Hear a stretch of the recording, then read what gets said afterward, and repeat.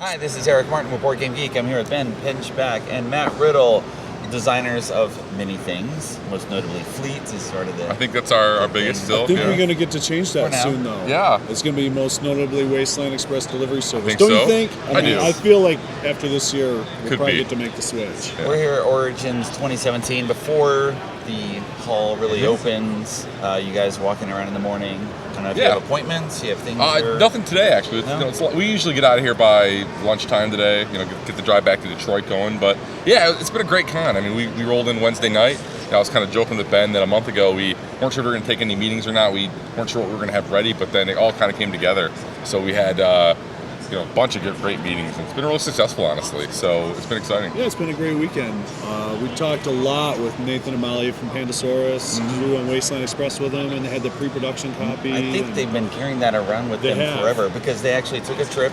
Yeah. They were in Hong Kong, I believe. Yep. It's been dropped down an escalator, and for all the wear and tear that copies had, it's holding up very well. Well, it's a, I believe, incredibly thick box. From, it is Nathan talking about. Yes, it's a very big, very heavy box that they lugged around to all countries of the world. No, what's kind of interesting is, I don't know if Nathan told you the story about the tray. Yeah. I assume he did. I don't know if you want to, can you relay that? Just sort of like the behind-the-scenes stuff that most gamers don't think about. But, As far as like the timing of it and the delays, or the... Well, he was telling me that they were actually at the production facility when right. Go ahead, they came out with a sample of the inserts. Right. And it Wasteland Express Delivery Service. I don't know, you just say WEDS? WEDS, yeah, WEDS is fair. Yeah, Wasteland.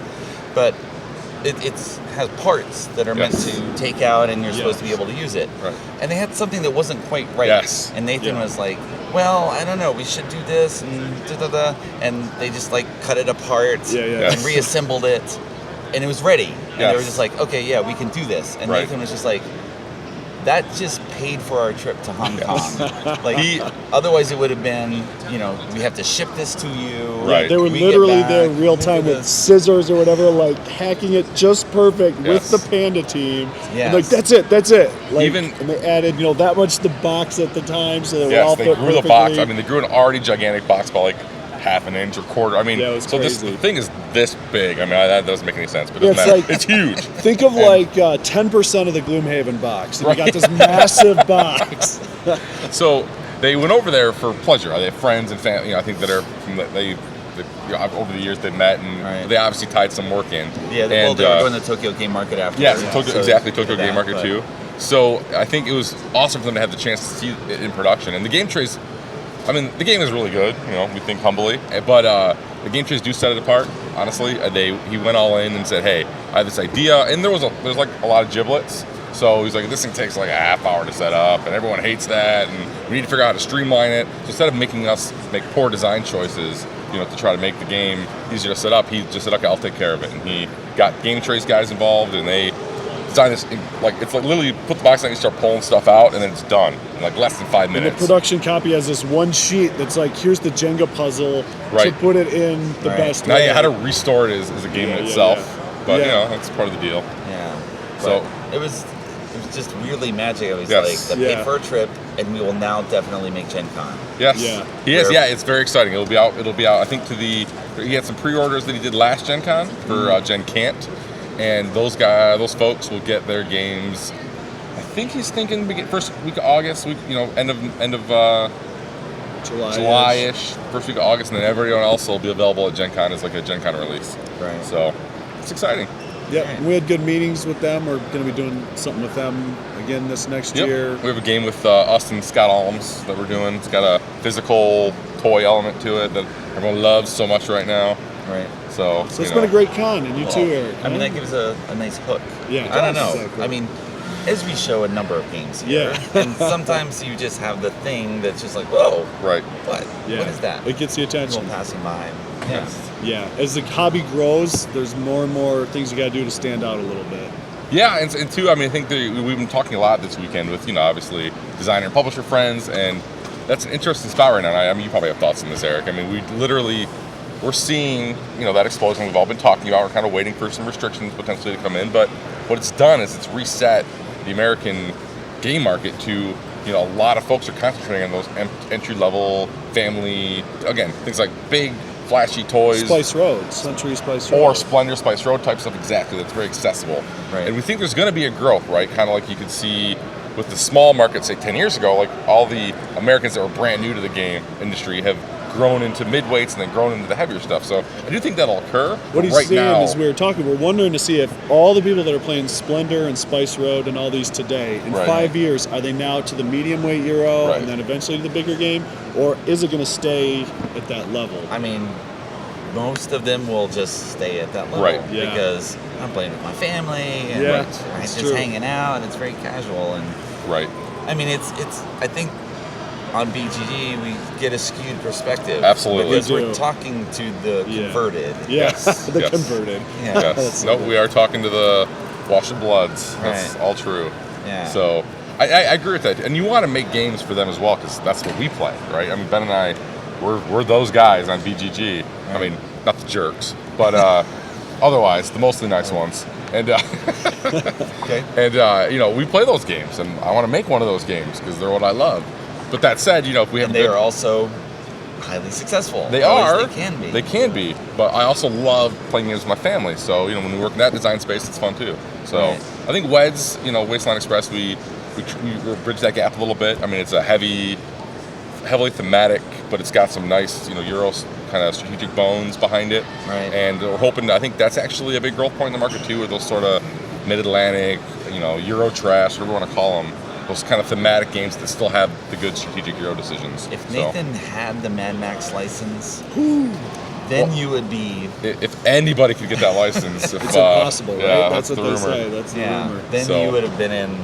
and that's sort of like another avenue towards that mainstream awareness or success. All the Big Trouble in Little China and Ghostbusters and all these things that do break out into this mainstream coverage. Right. I don't know what happens when people get these games. That's it. Yeah, but we've done some stuff. We did Back to the Future and Goonies. Yeah. That have been received. One okay, one really well.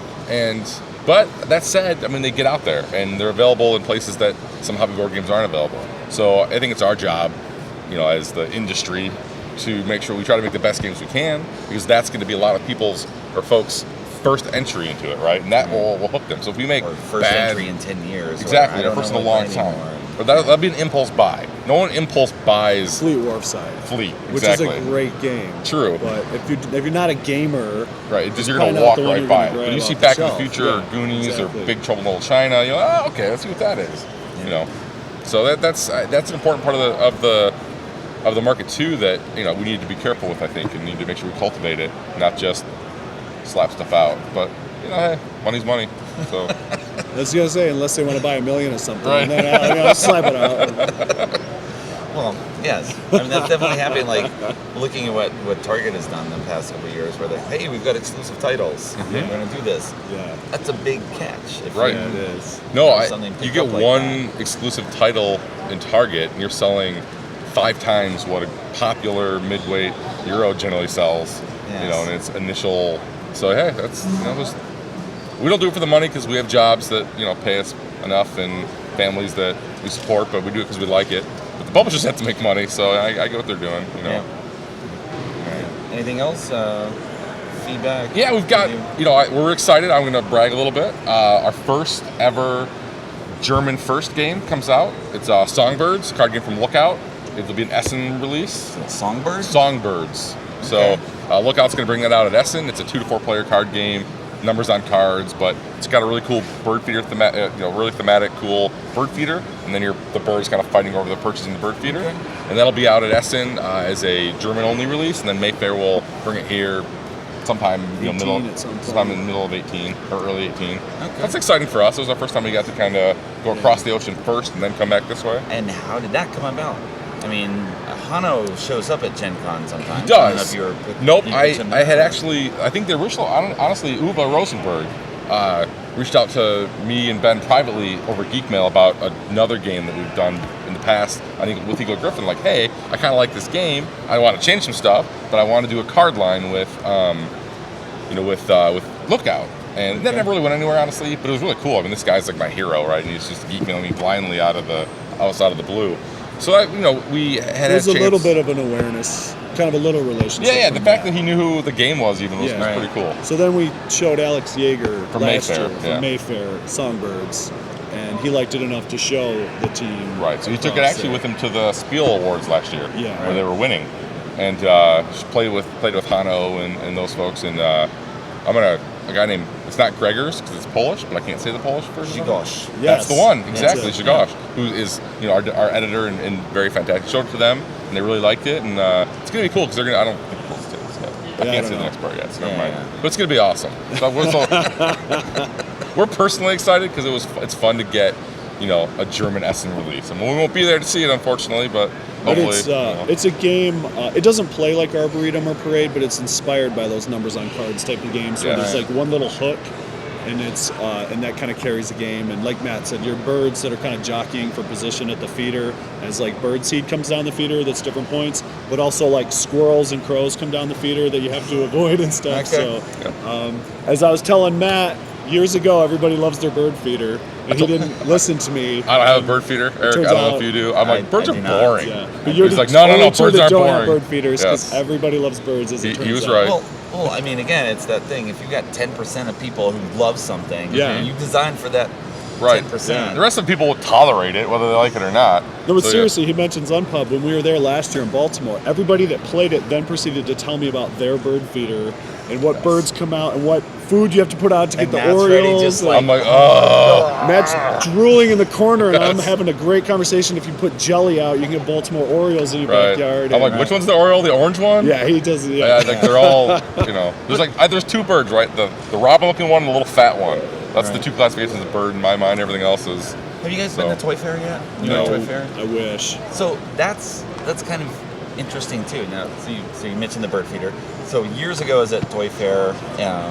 Just happened to be at the face-to-face games booth. Of course, they're not around remember anymore. them, but But there's a guy going around from booth to booth, just saying, "You have anything with firefighters? Anything with firefighters? Anything with firefighters?" Well, he had Bucket Brigade at that time. Honey Bears. The guy was like, "Great. We want to set up an order. We got our firefighters union. It's like a gift item that comes out of this catalog we give to people." And there are people like that all over Toy Fair who are going around for their specialized industry or niche or whatever, trying to find something. That is super and it's cool. weird just to see that side of it. Right. Where they're trying to hook up with something. That is cool. And they just hit everybody, and so there might be. I anticipate that. Do you have any bird watching games? I mean, that's going to be the next big thing, right? Right. I mean, all that type of stuff. I mean, my wife and I did a lot of freelance writing for trade publications, so I'd write about Indian gaming businesses, right? Yeah. They're actually competing magazines for Indian gaming locations. Yeah. Which, for most people, not visible, don't care. Yeah. Right, for the KFC magazine. Like the Kentucky Fried Chicken one? Yes. Okay. What? Yes. I'm a fan of their product. Why not? That's right. We write quarterly. It was quarterly magazine. Yes. They do like, store like innovations in chicken. There'd be different awards. Okay. I did this long profile. What was her name? Shirley Topmiller, I think, was the Colonel's personal secretary. So I was profiling her and the relationship, and we do this and all this crazy stuff. But for those in that industry, it's like, it's huge. I want to know this. Yeah. I know this background. I gotta assume, as even though the internet, cause internet, you do still see, like we're in defense, right? We make giant Abrams tanks and Strikers and stuff. Both of us, we work together. And there are trade magazines like, hey, there's this new awesome defense thing, and no one else in the entire world's reading it, but they trade them amongst the the industry. And there's more people than you realize. Right, that's what I'm saying. There's more people that care about fried chicken, from one store than you would really think about. Correct. But also those sort of niche publications give you more possibilities for like, what are we actually going to make? Yeah, totally. Right. Like actual construction of tanks. Right. Yeah. That's there you go. Something that it has not been done. No, I don't know. A lot of PowerPoint involved, might be boring, but no. I was gonna say a game about selling tanks to the government would be. See, but if we need to review the PowerPoint slides. If you design something that Adobe could sell, right, or as a training module or something. Yes. Yeah. There was a guy who came by before, and he got this storytelling card game. in his Nissan Pathfinder that he bought in 2005. No way. Where Nissan was giving out this storytelling game. Yeah. And he still had it in the box. He showed. He's like, not in the database. You guys gotta. It's like, well, submit it to the database. I don't have a copy. You know, you have a copy. But that was some specialized creation for Nissan. That went to owners. And it tells a story how awesome your Nissan is, theoretically? There were a couple of things about the car itself, but otherwise it was kind of generic or odd pictures that you would then use to tell stories and do this, that, and the other. Sure, why not? It's just a little oddball creation, but you do that and you're selling a few thousand games for this specialized audience that often they will pay more. You gotta get on Tagmar and get Cow Tiger Santa Claus. And we'll get that into some cars. That's a travel game we did with Button Shy last year. It's basically just a scavenger. It's spot it. You draw 3 cutesy cards, and the first one to find Cow Tiger Santa Claus. While you're riding your cards, it's fun. Type of thing. Yeah. Right. So get that in there. Talk with Subaru. That's what I'm talking about. Yeah. We're Detroit. Get it into Ford or GM. You know, go it's big. That easy. Just go get it into Ford. Hey guys, want to post in the glove box? Yeah. Buy a million of them. I don't know how those come about, but it's a possibility. You never know. I mean, that was the thing too, that we made a living writing for people that most people never going to hear about. You don't even know those outlets exist for you to sell something and make a living. Yep.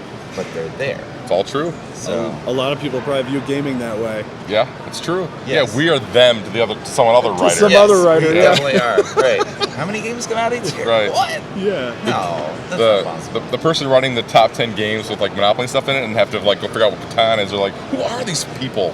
You know, everybody we work with says, "Oh, you're going to the convention, so you guys have a booth to sell your games." We're like, it doesn't really work that way. And then you explain, it's kind of like an author.